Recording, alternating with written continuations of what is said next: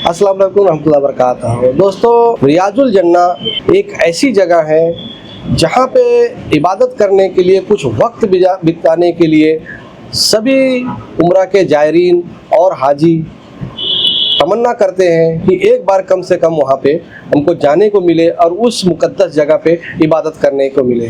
तो आज की वीडियो हम लोग बात करने वाले हैं रियाजुल जन्ना के बारे में, और रियाजुल जन्ना के बारे में जो नई टाइमिंग आई है उसके बारे में। तो वीडियो आखिर तक देखिए, इंशाल्लाह आपको फ़ायदा होता है। तो रियाजुल जन्ना वो जगह है जो मदीना मुनव्वरा में मस्जिद नबवी शरीफ में हुजूर सल्लल्लाहु अलैहि वसल्लम के घर से लेके, रौजे से लेके मिंबर के बीच की जो जगह है उसे रियाजुल जन्ना कहा जाता है, यानी कि जन्नत की क्यारी, गार्डन ऑफ जन्नत, तो जन्नत का टुकड़ा। तो आप समझ लीजिए कि वो जगह जिसे हुजूर सल्लल्लाहु अलैहि वसल्लम ने बताया है कि ये जन्नत का टुकड़ा है, तो वहाँ पे इबादत करने के लिए, वहाँ पे जाने के लिए हर मुसलमान कितना परेशान होता होगा और कितनी कोशिश करता होगा।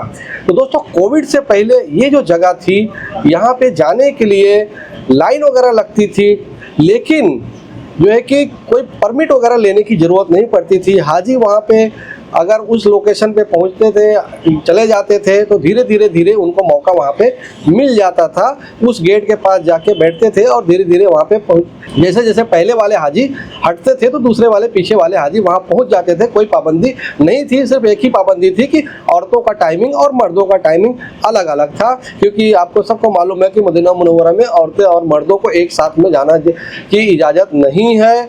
वो मस्जिद में भी उनका एरिया अलग से बनाया हुआ है, और जो है कि डायरेक्ट जो है कि रौजे पे जो है कि उनको जाने की परमिशन नहीं है, रियाजुल जन्ना में उनको जाने की परमिशन है। तो इस तरह से दोनों का टाइमिंग अलग अलग है कि वो मिक्स नहीं हो। तो दोस्तों, पिछले कई सालों से, जब से कोविड आया है, इसके बारे में नए नए रूल्स आते रहे हैं। तो पहले यह रूल आया कि आपको जो है कि नुसूक ऐप के जरिए परमिट लेनी पड़ेगी, परमिशन लेना पड़ेगा, तभी आप जो है कि रियाजुल जन्ना में जा सकते हैं। बिना परमिट के आप जो है कि रियाजुल जन्ना में हाजिरी नहीं दे सकते हैं, ना इबादत कर सकते हैं। तो दोस्तों, जब से ये कानून आया तो इसको फिजिबल बनाने के लिए, सभी हाजी वहाँ पहुँच सकें, उसके लिए कई कानून जो है कि time to time Saudi government लाती रहती है, चेंजेस लाती रहती है।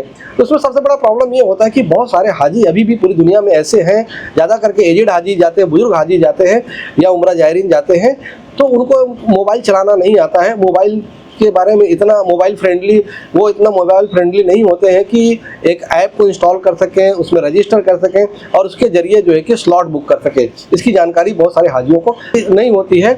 इसकी वजह से बहुत सारे हाजी जो है कि अब ये परमिट के वजह से रियाजुल जन्ना में जाए बगैर ही अपने वतन वापस आ जाते हैं। तो उनका एक काम, उनकी एक तमन्ना रह जाती है।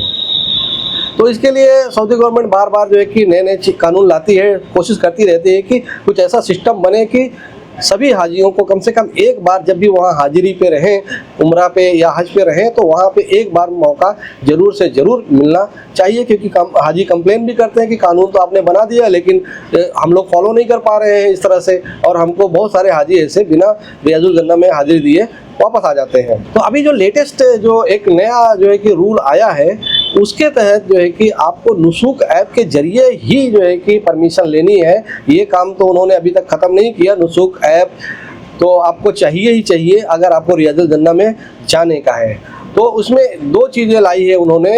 एक तो ये है कि आपको 365 दिन में एक बार जो है कि आपकी बुकिंग मिलेगी, पहला कानून ये है। और दूसरा ये है कि आप जो है कि नुसूक प्लेटफॉर्म के जरिए जो है कि जैसा नॉर्मली बुकिंग होती है, नॉर्मली स्लॉट बुकिंग होती है, एक तो वो कर सकते हैं। दूसरा, उसमें एक नया फीचर है 1 साल से, इंस्टेंट ट्रैकिंग। मतलब कि आप जो है ना उसको इंस्टेंटली मतलब करंट पोजीशन में देख सकते हैं कि अभी जो है कि रियाजुल जन्ना में स्लॉट की क्या पोजीशन है।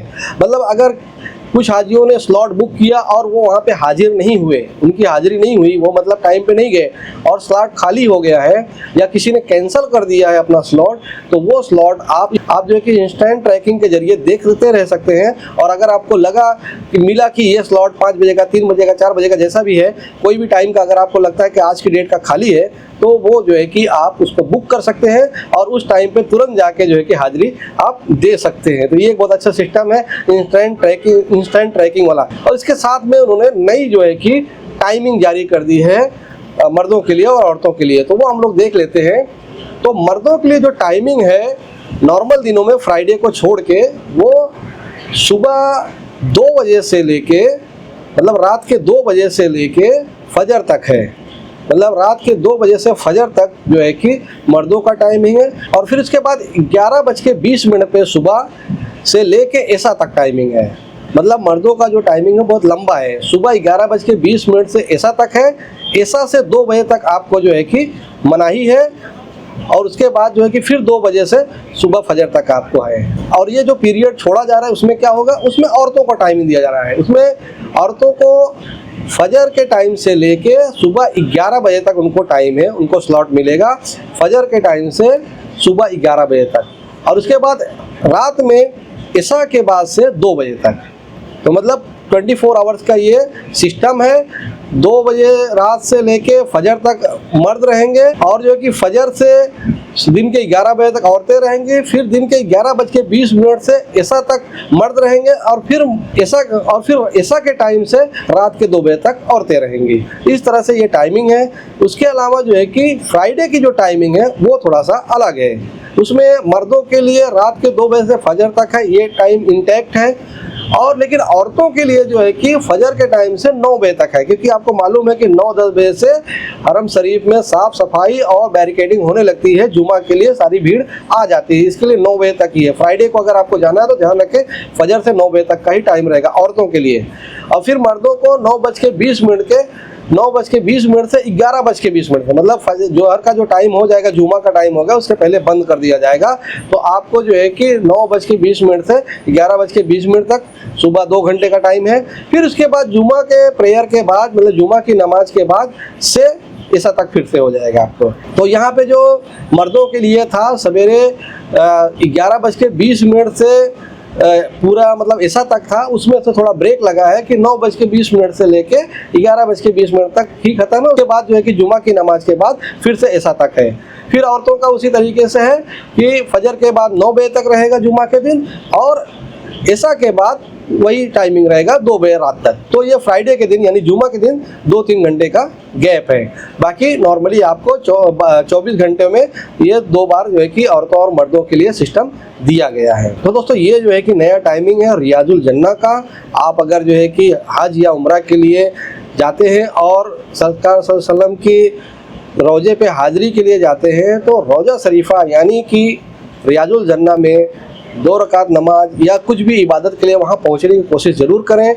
अपनी बुकिंग नुसूक ऐप के ज़रिए करें, और जो है कि पहले से बुक करके रखते हैं बहुत अच्छी बात है। नहीं पहले से अगर स्लॉट मिलता है तो इंस्टेंट ट्रैकिंग के ज़रिए खोजते रहे, ढूंढते रहे, जब तक वहाँ रहे 7 दिन 3 दिन जो भी रहे, ढूंढते रहे, इंशाल्लाह मिल जाएगा। जो टाइम का मिलता है वो टाइम जाके ज़रूर से ज़रूर हाज़िरी दें, और जन्नत में जाने का जीते जी जो है कि आप जन्नत के टुकड़े में जाने का, हाजिर होने का सर्फ हासिल करें। तो दोस्तों ये थी वीडियो आज के रियाजुल जन्ना के बारे में, उसके नए टाइमिंग के बारे में।